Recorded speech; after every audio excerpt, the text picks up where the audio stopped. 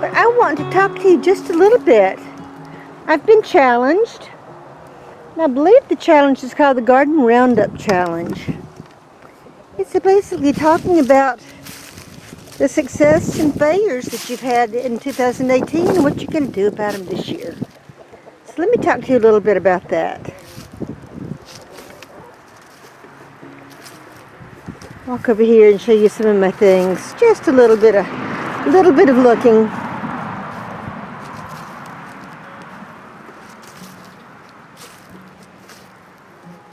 Garden's coming back to life, a little bit at a time. And over here, through the fence, on this side of the fence, see what I did yesterday. Look at that pile. Those are irises. It's a native iris. It's called a blue flag iris. And it took over this much of my garden last year. And I am not going to put it back in my garden next year. But if you look through here, you can see daffodils. Got daffodils coming up. Not flowering yet, but daffodils nevertheless. Let's look back over here some more. Oh, I do see a daffodil flowering. You see them? Look at those daffodils flowering. So these are the early daffodils that always bloom the first thing. Always the first ones to bloom. And indeed, they are flowering. So that's one of my successes, and is always a success. And has nothing to do with garden vegetables. But the daffodils do well. Well, behind me, I would say, is one of my biggest failures and one of my biggest successes of 2018. Maybe I'll do some more of this too. But I would say my biggest failure of 2018 was my tomatoes.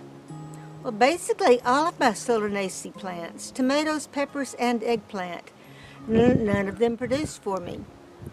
The tomato hornworms just totally decimated my tomatoes. And if it wasn't tomato hornworms, then it was blight. Early blight more than late blight.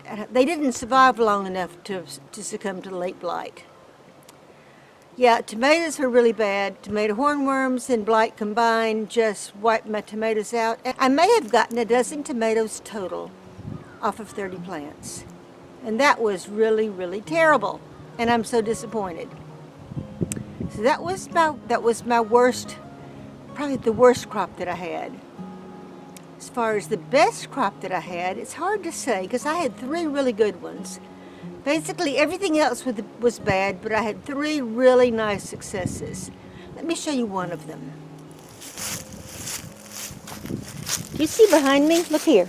Look at it from this side, and then I'll come around and look at it from the other side because the sun is in my eyes and I can't even really see what you're seeing. But if what you're seeing are brown stalks, and then you can see the stakes coming up, well, the stakes are what the tomatoes were tied to. And these brown stalks that are 3.5, 4 feet tall are herbs. This is my basil. I had a fabulous basil crop last year. The tomatoes died, and I had volunteer basil that just took over, and it grew, and I had a wonderful, wonderful basil crop. So I am out here with my pruners, getting ready to cut these off. I'm not going to dig them up or pull them up. I'm just going to cut them down at ground level. I think instead of putting tomatoes back here this year, I'm going to put onions. And I have onion sets ready to go in. But, okay, so this was one of my best crops. Another one of my best crops was my rattlesnake beans, green beans, rattlesnake beans. I got 50 some odd, 53 maybe, or more, pints of rattlesnake beans off of 1 packet of rattlesnake bean seeds. That was pretty something. And the other really fabulous crop was Cherokee tan pumpkins. The next question was, what was my biggest challenge? What was my biggest challenge? Oh dear, I had a lot of challenges. One of them was this field back here. The man who was supposed to come in bush hog for me didn't. And so this grew up, and it was pretty bad, and I really couldn't get back here. And there's a pond back there in the back, and I couldn't get back there to that. But, you know, I don't think that was my greatest challenge. And raising chickens, my second year with chickens, was not that much of a challenge. Chickens pretty much take care of themselves. But I think the biggest challenge I had was my dog. I got a new puppy last year.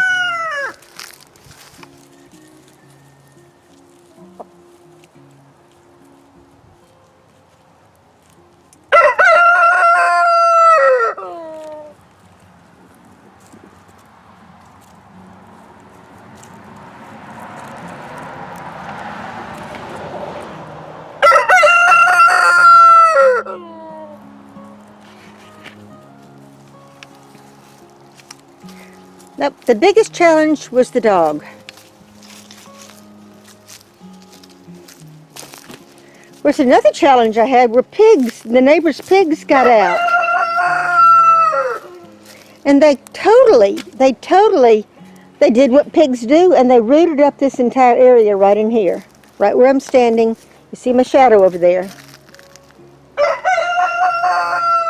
They rooted this area here. And over on the other side of the fence over here,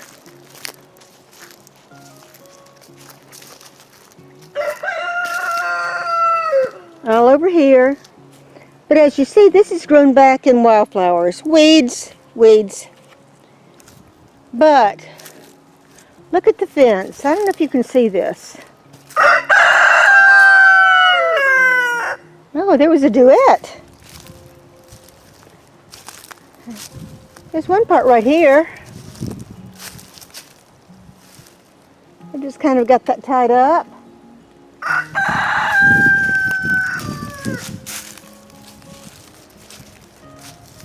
Here's another part right here. See the fence?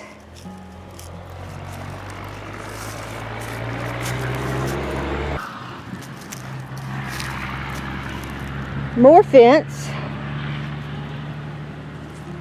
Yeah, the dog is tall enough to get his front paws up over the fence, and if it's not secured very well right here on the post, then he pulls it down and he can get out.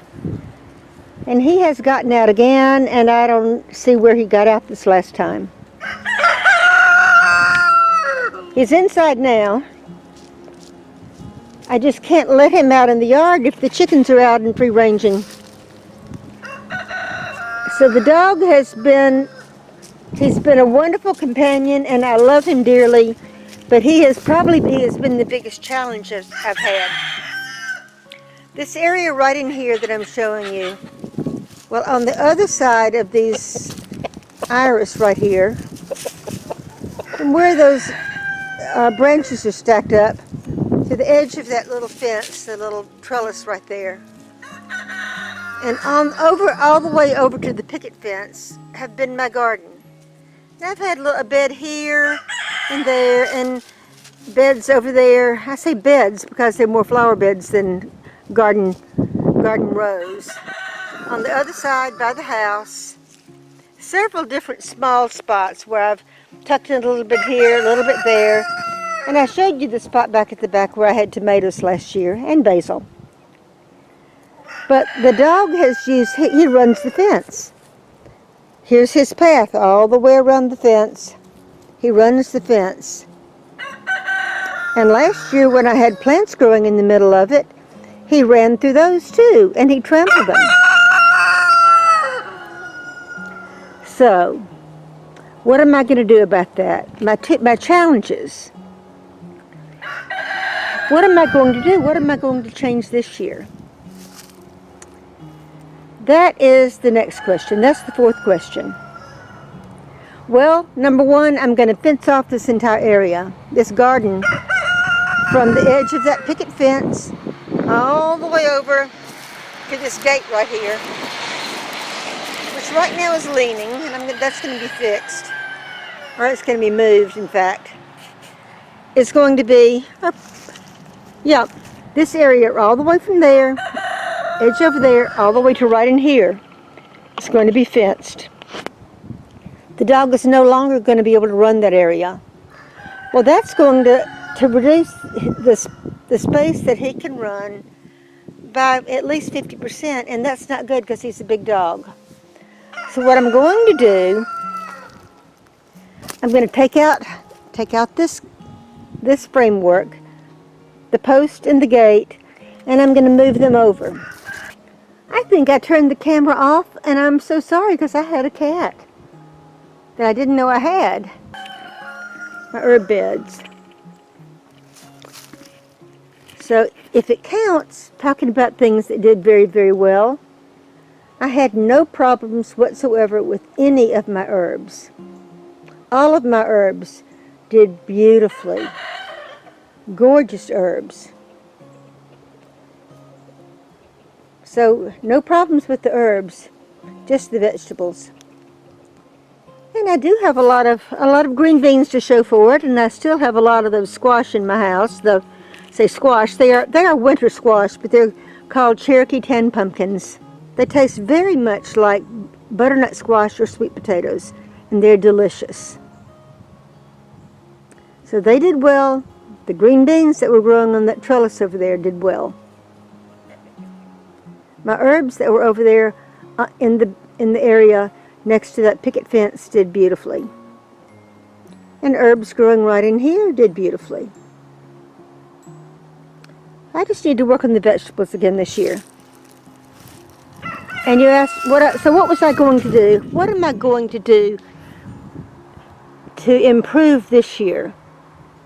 So besides fencing in the area of my garden, which I'm going to do, right along there, there's a little trellis right there, and that's going to be extended all the way across.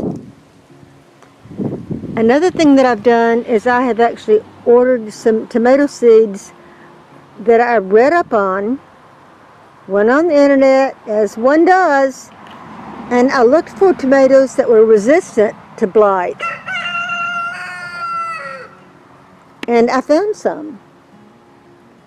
Believe it or not, Better Boy, one of the tomatoes that is a staple that you can find in Walmart and Lowe's and other places, Better Boy is one of the tomatoes. It's a hybrid, but it is resistant to blight. And there are some other ones that are resistant to blight, and I just got through ordering 4 different varieties that are resistant to blight. And then from another company, I ordered some other tomatoes that were supposed to set seed very, very well in southern heat. One of them is named Florida 91, I believe, and the other one is Dixie something or other, and I can't remember what the name of it is. But these two, and they're hybrids, and I have not grown hybrid tomatoes, and I don't know when. But that's not all I'm growing. I've got a lot of other heirlooms, open pollinated varieties that I'm growing too. But last year I didn't have any tomatoes, and this year I want tomatoes. And if I have to plant hybrid seed to get the tomatoes, then that's what I'm doing. So there you go. That's what I'm doing. I'm not snubbing my nose at hybrid seed, but I'm not depending on them entirely either. So that's it. So bye, y'all. See you next time.